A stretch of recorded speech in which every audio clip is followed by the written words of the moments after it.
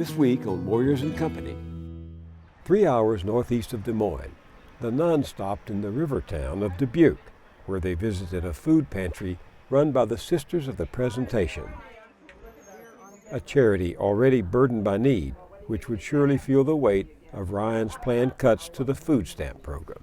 And we usually get anywhere from 15 to maybe 20,000 pounds of food at that time. Sister Lynn Wagner is the pantry's director. We have the elderly who can't make it on their Social Security payments or pension payments that they have. We have single-parent families. We have two-parent families. We have kids out of college that can't get a job that pays enough for them to pay the rent and all that. A lot of jobs are minimum wage, basic pay, and that just doesn't cut it anymore when groceries go up and, when milk is $2 for a half gallon or something like that. It's just, people can't make it. Most of these people that are using food stamps make a little bit above minimum wage, and they still are in poverty. But the choice has been made to allow businesses to pay low wages. The idea is keep costs down, increase productivity. But people have increased their productivity and their wages have not gone up. So from my point of view, this isn't charity. This isn't a handout. Whether you like it or not, these are business subsidies. We have a choice as a nation. We can either provide a real safety net so that workers can eat, or we can mandate living wage. It's a choice. Our choice recently of late has been to do the safety net. But now they want to do away with the safety net and say it's the people receiving the benefits' fault. They're punishing you, but your children are the ones that get punished. By myself, I would be fine, but I got two little ones. It ain't about me, it's them.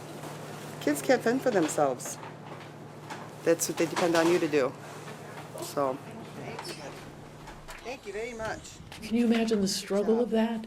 To be able to care for your family and you can't put food on the table in the richest country?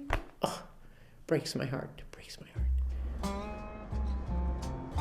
Traveling east from Dubuque, the Nuns crossed the Mississippi, heading for the Lion's Den, Paul Ryan's home district in Wisconsin.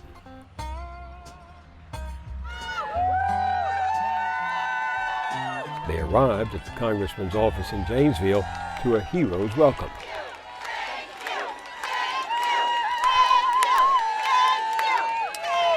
When I was in Catholic school, nuns weren't my heroes, and I never thought I'd see the day where I forgave them and they were my total heroes, and that's what's happening.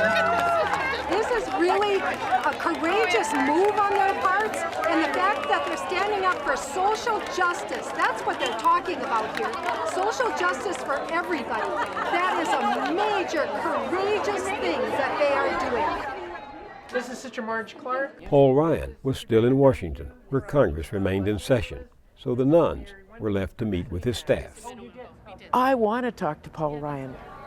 I want to understand what he sees, learn from that, and see if there's a way that we can be more effective, that we can claim our culture back, that we can claim our government back, that we can govern not for stalemate or political points, but we can solve the problems, the serious problems of this 21st century. And talking to people who think differently when I can keep my patience is a really good way to do that. The meeting was cordial, and the confrontation the press would have loved to see never came to pass. What we're here is to lift up a different point of view and say, let's talk. The media is used to messages of fighting and uses sports metaphors all the time.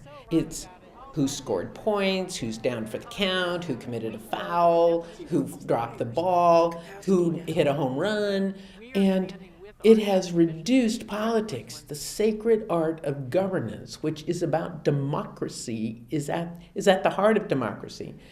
It's reduced it to making the citizens couch potatoes. Because they think, well, it's a game, I'll watch, I'll wear my button, I'll wear my team's colors, I'll root, and then the next day life goes on. A big Super Bowl every 4 years, sort of like the Olympics, and that's done. But democracy is all about the need for us as responsible people to govern ourselves. It's we the people. It's not we the politicians or we the rich people or we Citizens United. It's we the people. And we're losing our democracy.